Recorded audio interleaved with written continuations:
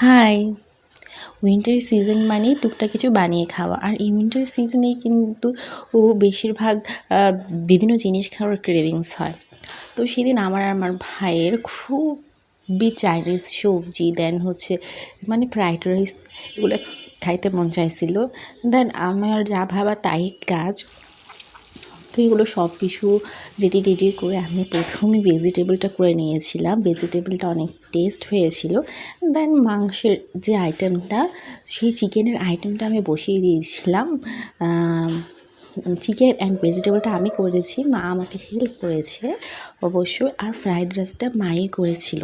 মাঝে সাঝে এরকম টুকটাক কিছু ট্রাই করতেও ভালো লাগে, স্পেশালি উইন্টার সিজনে। তো এখানে যে আমি মাংস অলমোস্ট হয়ে গিয়েছিলো অ্যান্ড গল্প করতে করতে কিন্তু আমার চিকেনটা ডান। তো আমার রান্না অলমোস্ট হয়ে গিয়েছিল। মা ওখানে ফ্রাইড রাইসটা করে নিয়েছিল, মানে বসিয়ে দিয়েছিল। আর আমি এদিকে দুজনের জন্য মানে আমার ভাইয়ের জন্য কোক রেডি করছিলাম, মানে গ্লাসে ঢেলে নিয়েছিলাম। আর এসব খাবার কোক ছাড়া একদমই হয় না। তারপর খেতে বসে গেলাম।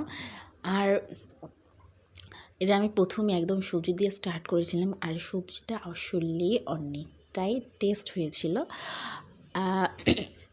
তারপর সবজি দিয়ে খাবারের পর চিকেন নিয়ে নিলাম। আর স্যালাডে ছিল হচ্ছে টমেটো, গাজর আর হচ্ছে মরিচ এবং সরিষার তেল যেটা মেখেছিলাম। মানুষ ইজিলি সালাডটা চাইনিজের সাথে খায় না, বাট আমি যেহেতু বাসায় তাই একটু করলাম। শসা ছিল না, তাই টমেটো দিয়ে শুধু করা। আজকে এই পর্যন্ত কেমন লাগলো আমার রান্নার ভিডিও অবশ্যই কমেন্ট করে জানাবেন। টাটা।